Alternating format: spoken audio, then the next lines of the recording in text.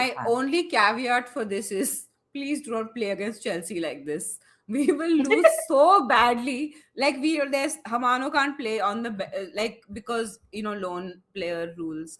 And Mm-hmm. Drew Spence is now out, so there is no defensive cover to playing like this. Um, Yeah. I just like I don't even want to think about the I mean, do scoreline you for need Chelsea like defensive this. cover to play against Chelsea? I mean, we conceded 4.14 XG to You Man it doesn't. City. That's Man City. That's Man City. Like Thompson will just run riot.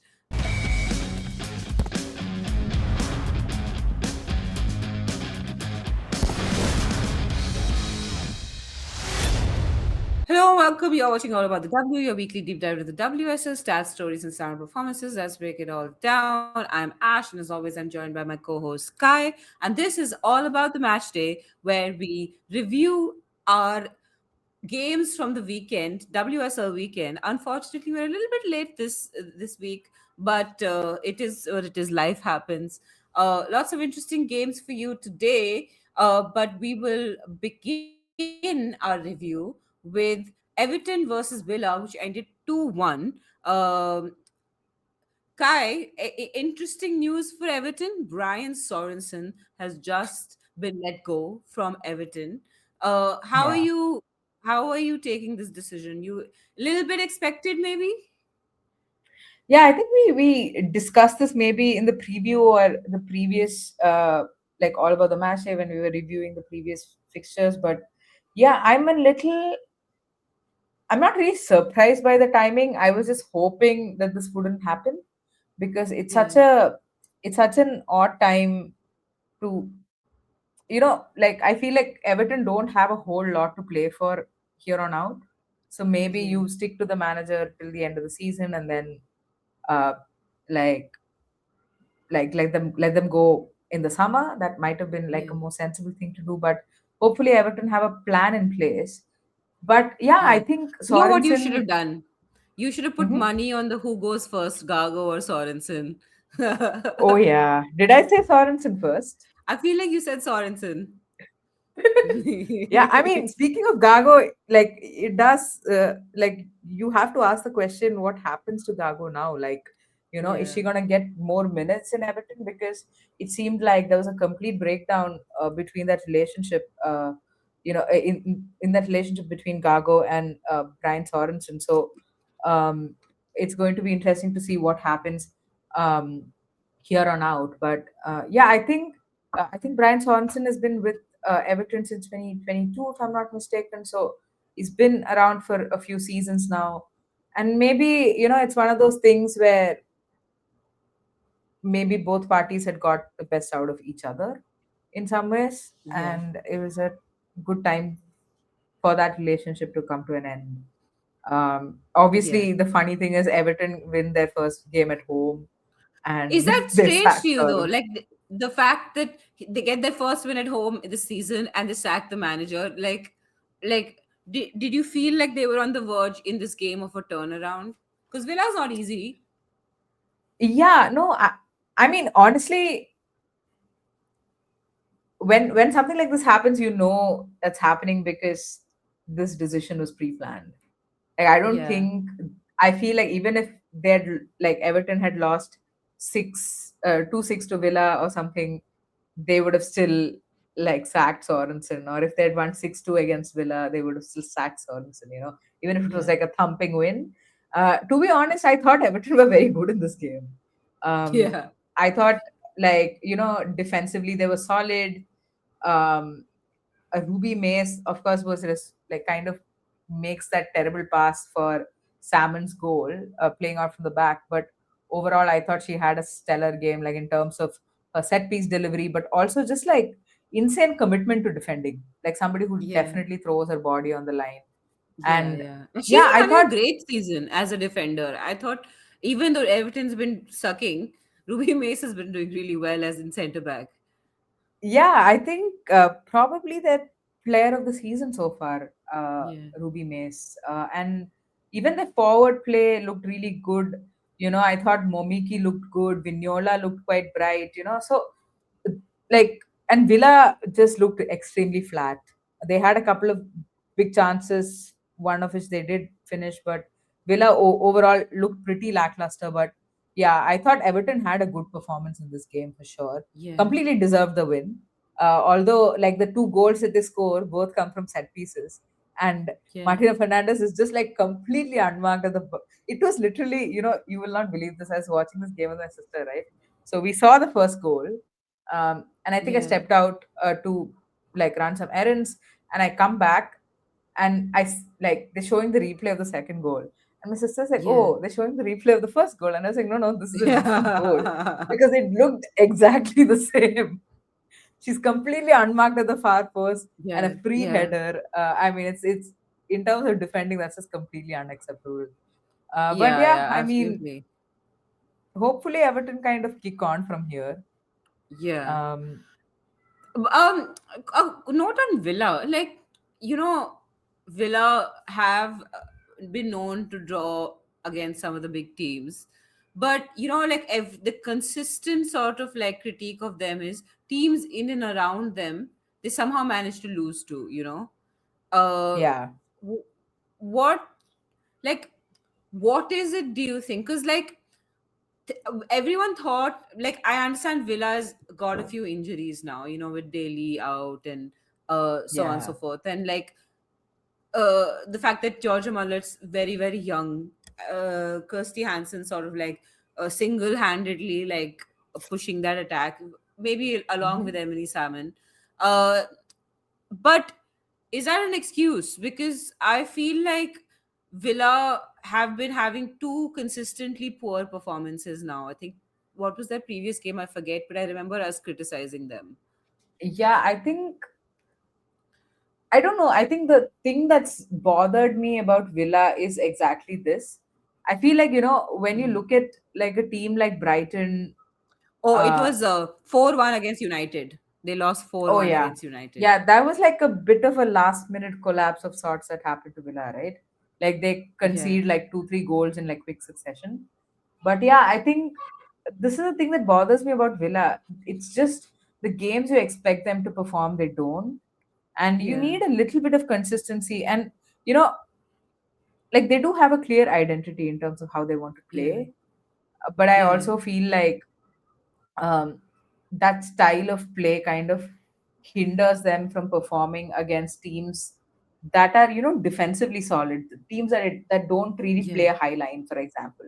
I feel like that's yeah, maybe why they get a lot of joy against teams that are yeah. top of the table or like the top half of the I table, mean, because to be fair, the only team they've managed to in the last 5 games beat is Brighton, and Brighton is going through their own like stressful period right now because they lost 6-1 to City, they lost 2-0 to Arsenal, they lost 1-4 to United. Giving them a little bit of like leeway because United, City, Arsenal are all like really really hard tough teams to beat. games. But then you have to then pick up the points against Brighton, you have to pick up the points against Everton. Like these are the games you have to win because WSL doesn't go easy on you. Like you will lose to City, you will lose to United, all these teams, but then you may also lose to Spurs, you may also lose to Everton, you may also lose to like LCL. Like Yeah. it's not guaranteed that you pick up those points, and I feel like Villa really need to start kicking on now. Yeah, I think that's the interesting thing, right? It's where Villa really get the joy because they do really rely on like playing quick transitional football. Yeah, yeah, And yeah, if you take all those teams, probably Brighton, also a team that is possession heavy, plays a slightly higher line, and then clearly they've hit them on the counter and they've got some yeah, joy out of that. And I think it's going to be interesting. I feel like obviously Natalia Arroyo is a very like we both rate her as a manager in terms yeah, of her tactical abilities for sure. Um, but yeah, you're right. I think Villa definitely need to figure out a way to get points against, like in games that they like absolutely need to get points in. I think yeah, it just needs to start happening and show some level of consistency. But Ash, let's move on. Manchester United versus Liverpool finishing 3-1. Lisa Nalson scoring a brace. And then Rolf was scoring in the 87th minute. Those are the three goals for Manchester United. and obviously Bergstrom scored in the 59th minute.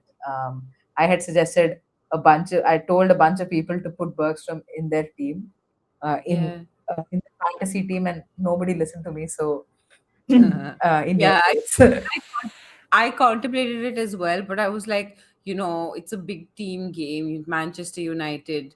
Like I don't know what will happen. That's why I didn't put her in. I was like, oh, they'll lose, so I won't put her in. But I should have. But like coming to the game itself, I actually thought Liverpool were great. Like, Hmm, I know the scoreline seems to suggest that United like ran away with it, and to be fair, the second half they were the dominant team. But I also felt like Liverpool were slightly unfortunate. Like, there were a few big chances in which they could have done better. Martha Thomas could have done better. There was this one chance, I think, where I think Bergstrom could have done better. I'm not sure. There were one or two. Oh, Shimuzu. Shimuzu unfortunately found herself in front of goal and could have done better. So I mean, you don't even expect Shimizu to score, so it's fine. I did think that the Liverpool midfield is what let them down because O'Sullivan, for example, had a really bad game.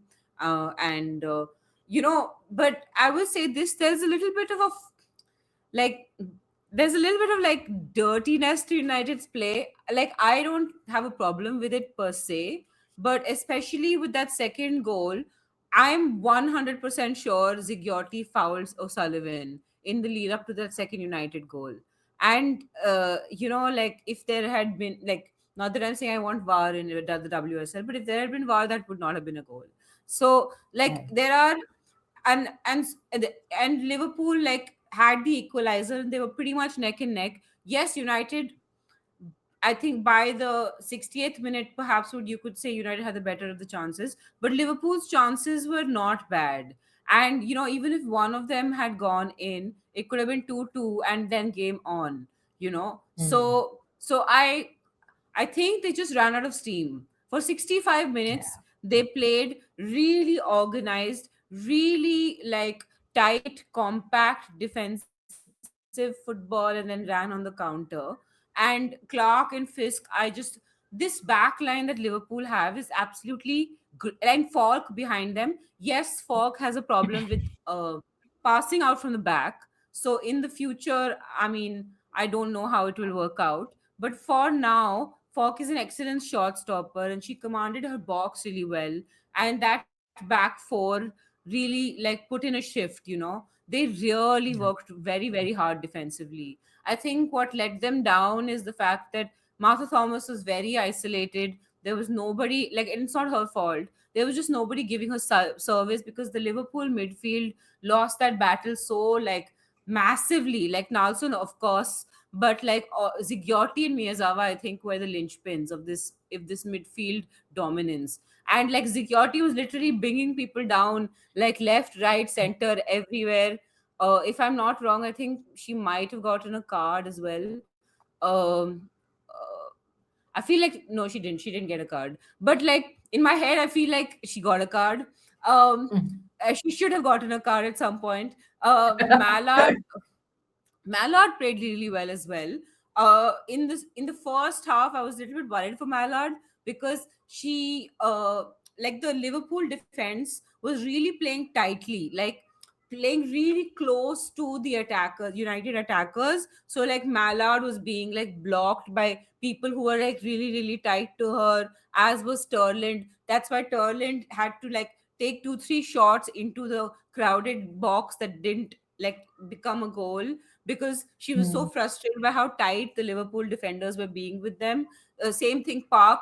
Like she was trying to come centrally, then she was trying to come off the wings. She was trying to like bomb into the box. She succeeded once, I think, but like it wasn't happening because the Liverpool defense was so tight on these guys that they were frustrating them. And Mallard literally like shoved someone to the floor because she was so frustrated. And then the Right. referee held up a card and then she started screaming at the referee. And I was just like, you are going to get sent off. She is so fortunate she was on the pitch at halftime. Hmm. I mean, second half, somebody must have talked her down off her like frustration, and like she came on and she was slightly less what do you call it, like side contentious. But Yeah, right. Zigiotti, oh my god, the number of times she brought people down, tackles, like she had a great game, blocks, everything. I don't know the stats on her, but like it, the eye test, she was absolutely fantastic, as was Miyazawa.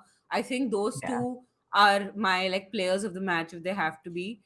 Even though Nalson scored a brace, and good for Nalson. Like Nalson started this game, scored a brace. Maybe now we'll see more of her. And I like that the United bench is coming to the party, you know. Yeah. And Turland as well. Like, I know Turland didn't score, and, people could say that, oh, she just kept kicking it into the crowded Liverpool box. But what was she supposed to do? Like, she, as strikers, you miss a lot, and every time you see an opening, you take it, you know. So Yeah. I think she had a good game. Like, her foot mouth rating is only 6.6, but I don't think this matches the eye test. Yeah. So Yeah, I think it's going to be interesting, right? Like, we've spoken a little bit about who are the players that are going to go for the Asia Cup, but yeah, like we've not really looked at Miyazawa as like a potential like big miss for yeah, it, because if you look at United's midfield, right? Probably yeah, like even Zigiotti has been like rested or benched in a few games, yeah, but Miyazawa is somebody who's just played on and on and on. So the fact yeah, that now Nalsand is coming into some form. She's also playing. Awujo has also got some minutes. So all of these things do matter. I mean, it yeah, clearly feels like Skinner is sort of building towards losing Miyazawa in March. yeah, And I yeah, think it's going to be a really interesting time for the other options on the bench, like, or other players in that squad. For example, Nalsand or even Simi Awujo. So yeah, exciting times yeah, ahead for the Manchester yeah, United yeah. squad. Yeah, just one final word on Liverpool. I did think Kerry Holland also might should have gotten a yellow. I don't know if she got a yellow, but she should definitely have gotten one if she hasn't, because there were a few like iffy fouls there, where I was like, maybe this is the third time you've done this. Is the referee not counting? But I do also think that she was the only person that I thought might score for like or assist for Liverpool. Um, Hmm. I I feel bad for Martha Thomas because there were these, like the Martha Thomas just has the worst fate. It's not even like skill; it's fate.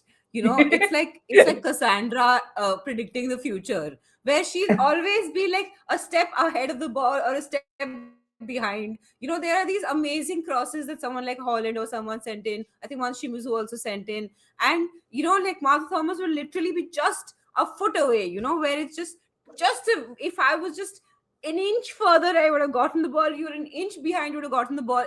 I feel so bad for Martha Thomas, just a player with the worst luck in the world, like the worst. like if there was a, like in India, we have this evil eye thing, Nazar. Like, I'm just like, somebody needs to do Another, Nazar for Martha Thomas, yeah, because that is literally what is happening. yeah, fair enough. Anyway, yeah, anyway, moving on to the next game. Brighton versus LCL. Seke scored in the 23rd minute. Minami scored an own goal in the 36th minute, and Godfrey scored in the 45th minute. Um, we predicted an LCL victory in this game, but were you surprised by it, given how the game went? Honestly, yeah. I mean, I was so sure, like I'm never optimistic about a team that I support scoring, especially Yeah, when they're like a goal, like when they're like in search of like a winner or an equalizer or whatever. But in this yeah, game, genuinely, Brighton were so much better than London City Lionesses. And for yeah, me, it stood out more starkly because it's been a while since we've seen Brighton create this much and have this much fluidity in attack. yeah, Um, because I mean, so many people had chances. As like, obviously Seike scores the goal, and Minami's own goal is just, it's just so poor. Like, I mean, yeah, obviously as a defender, you never want that to happen for you. But like Minami is probably just like going to be kicking herself for the rest of her life Yeah. for how that goal went in. It's just like defending 101. But I mean, fair enough. The cross from Godfrey was really good, and obviously Godfrey scores a winner as well for LCL. But yeah, I think Brighton, Kafaji had like a couple of good chances. Haley had one or two. Seke had a couple. So everybody like could have potentially had a share of the pie, but well, they just threw the pie out of the window. That's what they did. Yeah. They were like, nobody wants pie, and Yeah. it's just like I feel like Brighton have finally figured out how to set up in the absence of like Michel Azimang, who was supposed to lead the line, and like a Camacho who's really struggling with the pace of the league. So now you have Haley who's playing centrally, and Seke is coming from wide areas, but is also I feel like is also playing like a false nine of sorts. And I think it's really working well for Brighton. I'm really enjoying watching them play, and yeah, if only they could finish their chances, man. Like in this game, I think they hit the woodwork twice, and then Seke like tried to catch the keeper off guard in the near post. It went like it was just like a whisker away. So yeah, I think their finishing needs work for sure, but I think they can definitely take heart from the fact that they've they're now able to progress the ball and have possession in like a meaningful way, because that's something they've struggled with for nearly a year now. It's almost like the timeline is almost very similar to Chelsea's. Like, do you remember last season when Brighton had a really good first half of the season, and then like the second half onwards they kind of sort of fell off, and it was all issues in attack. And mind you, like Brighton are doing this without Frank Kirby. So again, like something very positive for them to take. Honestly, London City Lionesses, I don't want to speak much, but I do feel like they were really lucky to come away with 3 points. It's a lot of Yeah. last ditch defending, could not play out of Brighton's press. They were really, really struggling. I think they turned over the ball in like they could have conceded like at least 3 goals playing out from the back, if I remember correctly. So something that needs to work, that needs work. And again, this was another game where LCL did not have a whole lot of the ball, but again, Brighton do like to play with the ball more. So again, it's we yet to see the Eder Meister style of play, but I maybe I can see it happening a little bit. Um, and we'll probably see it slowly in the next few games from Yeah. LCL. Yeah. Absolutely. Ash, move on, shall we, to West Ham versus Spurs. A happy, happy day for us, like Spurs fans. Obviously, um, yeah, I think it's one of those games where I feel like you absolutely needed to get the win, if not for the points, but at least for like your confidence. I thought this game was going to slip away from you. By the way, when I was watching, like I had it on a small screen. Anyway, this game finished 2-1 to Spurs. Shakira Martinez scored in the 10th minute, and then Matilda Winberg scored in the 54th minute. Olivia Holt also a screamer. It was a really lovely finish from her in the 74th minute. And Drew Spence picked up a red. She had 2 yellows, picked up the red in the 95th minute. Um, Ash, what did you make of Spurs' performance? Um. Okay. I tell you, it was a mixed bag. Okay. I feel like there was a lot of improvement from the Liverpool game, especially in the first half. Okay. Like short passing, in direct sort of intention, a lot of like attacking play, creativity. I thought that, Gobset was just tearing through the West Ham defense at points. The same could be said, like that whole Gobset combination was working for us really well. In fact, there was another shot from distance that Holt almost scored that I think Gobset only like managed to progress the ball in. Um, so I was really happy, and I thought Winberg had one of the best games I've seen her have in a Spurs shirt. I'm never ever going to say we should put Winberg on the bench and play Hamano. I think Hamano can now very happily stay on the bench because Winberg proved that she is the better choice currently. especially with that screamer of a goal from outside the box. Um, Two really really great technical goals, but this is the my only worry, which is that Spurs are not able to score the ugly goals. Like everything Mm. has to be like beautiful attacking football off the training ground, both Holt and Winberg scored those sorts of goals.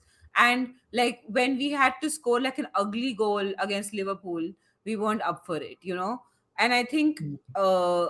that's what's missing a little bit. I'm not complaining. I think we did play really good football. And coming to like the fact that West Ham also played pretty well, I thought. The reason I'm not like too angry about the fact of how close this game was. Koga made like a last ditch, like off the line clearance. Then like Kopp made an amazing save that then Koga cleared. So like without like Kopp and Koga, we don't have a defense. Yeah. And to be fair, when you play such a high line and the other team has people like Asai in it, you are going to be challenged. Like it's Hmm. asking for trouble. Yeah. Um, but I'm also glad in a sense that knowing that West Ham play on the counter and knowing that they have really fast forwards and like people who have the physicality to overwhelm your defenders. I'm really happy that we continued playing attacking football and we continued sort of like making this into a learning experience to get over the line playing the way you do rather than changing the way you play just to get through Yeah. the game, because in the long run like this will serve us really well. And I feel like I'm glad Martin Ho stuck to his guns and just like played the way we were playing, because you could see like because we had all of the possession and the dominance in terms of creativity and stuff.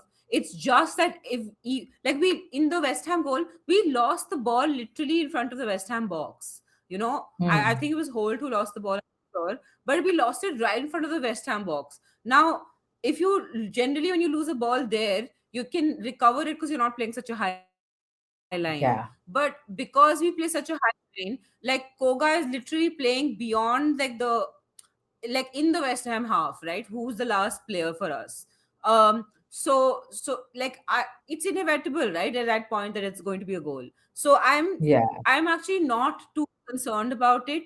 Would I like I also like I'm happy to see this because we're seeing like Blackstad come on, like Blackstad start and these sort of things, and like so it's not just that the backline uh is bad defensively. It's just that we've improved offensively also. Like yes, Blacksad has to time her runs better, but that will happen once she gets to know her teammates and stuff. But like I can see offensively how that combination of like either Neilden or Blackstad is going to like even Hunt is taking shots from distance in the last two games if you've noticed, and so I'm just and like Koga obviously is great on the ball. Like she's literally our linchpin in terms of distribution at this point. Yeah. So like to see so many ball players, like actual ball players playing for this Spurs team, like no offense to like older Spurs teams, but like